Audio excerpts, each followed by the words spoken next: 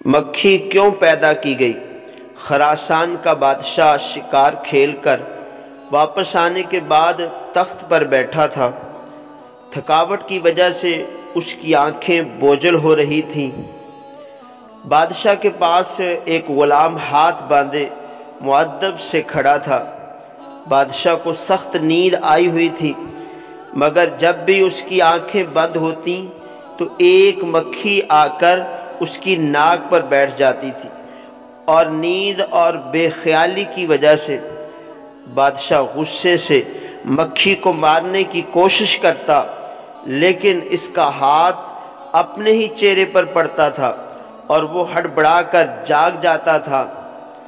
جب 2-3 دفعہ ایسا ہوا تو بادشاہ نے غلام سے پوچھا، تمہیں پتہ ہے کہ اللہ نے مکھی کو کیوں پیدا کیا ہے؟ اس کی پیدائش میں اللہ کی کیا حکمت پوشیدہ ہے؟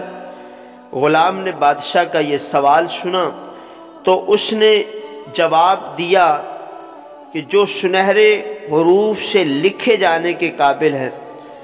غلام نے جواب دیا، بادشاہ سلامت، اللہ نے مکھی کو اس لیے پیدا کیا ہے کہ بادشاہوں اور سلطانوں کو یہ احساس ہوتا رہے کہ وہ خود کو کہیں خدا نہ سمجھ بیٹھیں، کیونکہ وہ خود سے ایک مکھی کو بھی قابو نہیں کر سکتے۔